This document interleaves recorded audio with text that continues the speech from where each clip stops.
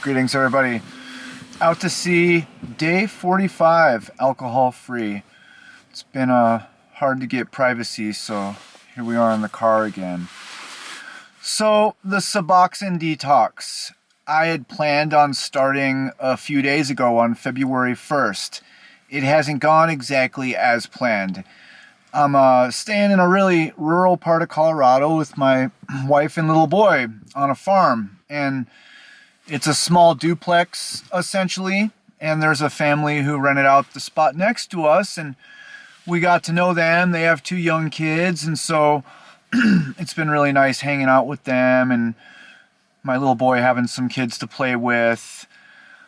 And, we planned on doing a dinner and stuff, so I couldn't be like, sorry guys, I can't cook or hang out. I've got to be kicking Suboxone for a while. You know how it is, you know.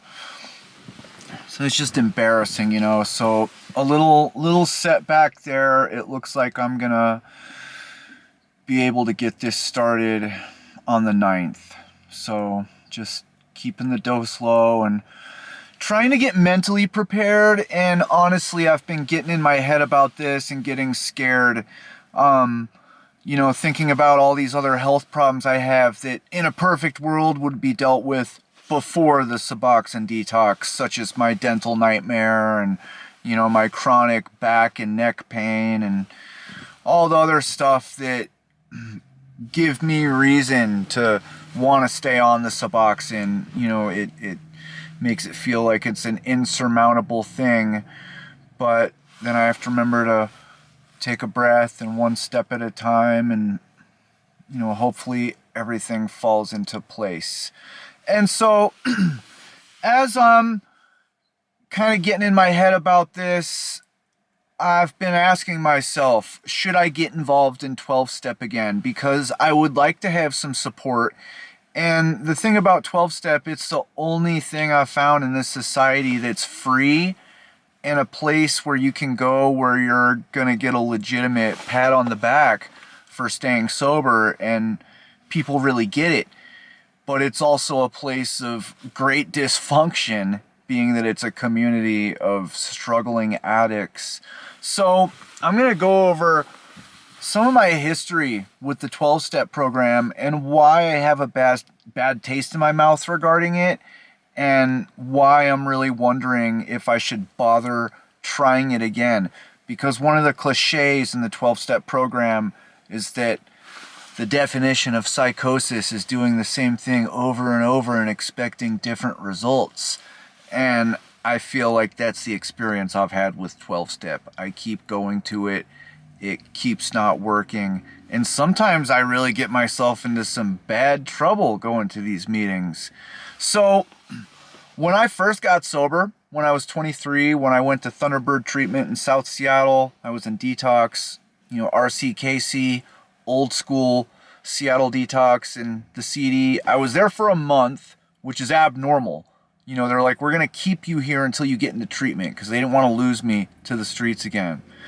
And then I was in Thunderbird for 3 months. Then I moved into the Oxford House, and I was religiously going to AA meetings. Now, the Oxford House I was in, it was mostly young guys, and we all had the camaraderie of having the common goal of wanting to stay sober, and we were going to these meetings together. I had a sponsor, and we were working the steps. I got to the 9th step, where you attempt to make amends to people that you feel you've done wrong. And I had an amend I wanted to make to an old friend, a close old friend. And I had sold him a fake vial of acid when I was strung out at one point. And so I wanted to make that right. I contacted him. Hey man, I'm sober. I feel bad about that. I'd like to see you, pay you back this money and do what I can to make this right. I met him at a bar of all places, the old Buccaneer in Fremont, Seattle. He's there with his girlfriend, and, he was all grateful to take the money. His girlfriend looks at me, and she's like, thanks for the money and everything, but we know that this is all about you. You're doing this to do your steps, and this is more about you than us. So thanks for the money, but whatever. It's like, wow. That was a curveball I didn't expect, and it made me distraught about the program because I felt she was right. Not long after this, my sponsor, who had been sober for years, decides to go down to 85th and Aurora and smoke a bunch of crack. So he was back to square one. I had to get a new sponsor. I end up with this guy that he had been sober for years, and what do you know, relapsed, a common theme in the 12-step program. So for some reason, I took this guy on as a sponsor. Someone suggested it. You know, he was one of the cool guys in the Capitol Hill meeting circuit. He only had like 9 months clean. I had probably 16 or so. I met him a few times. We went through the book and everything, da-da-da-da.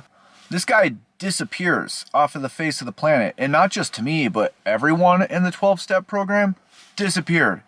Turns out he got a young woman pregnant in the program and decided to do what any good man does, bounce. And so I'm getting further distraught.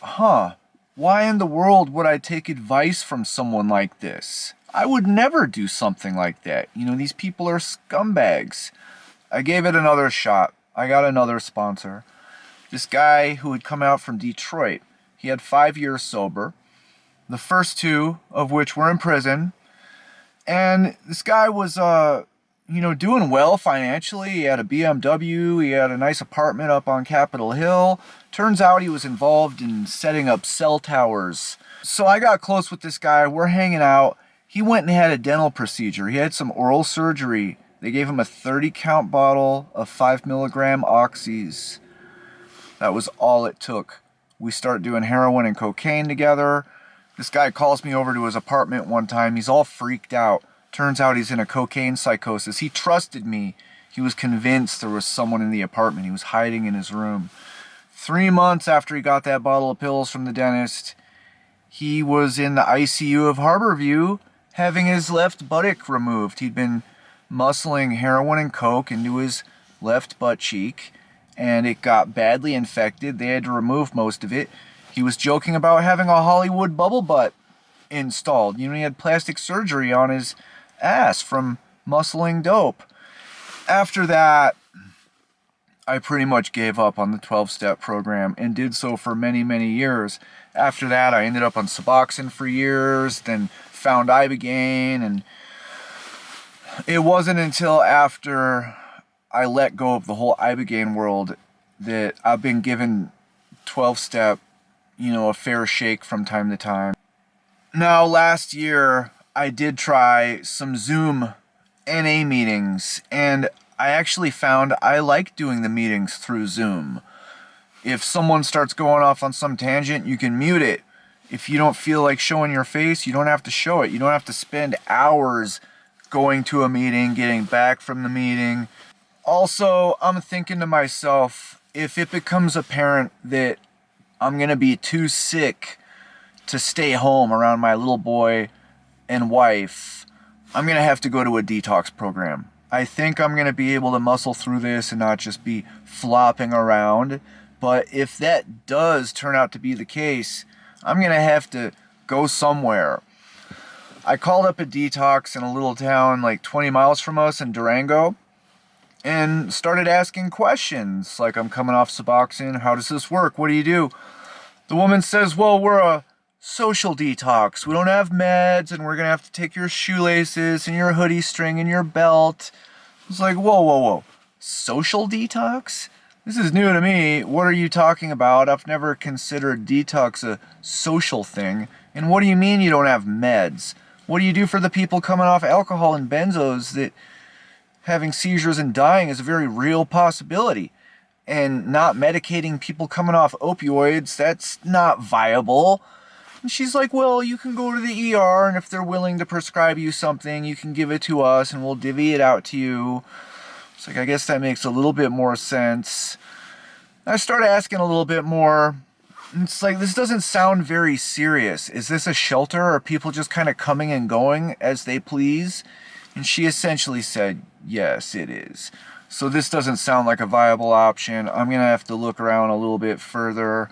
I've noticed these videos I post, clearly YouTube can tell it's about drugs, and so there's the SAMHSA 800 helpline above these videos usually. It's like, hell, maybe I'll call that 800 line, get a little assistance. But anyways, I just thought I'd check in because I haven't in a while. And 45 days alcohol free, little setback on the Suboxone Detox. Getting in my head about it, gonna see if there's something I can do to arrange some type of support to help me through this thing. I doubt it's gonna be 12-step because I feel like it's beating a dead horse. Maybe a therapist, something. I don't know. Much love, everybody.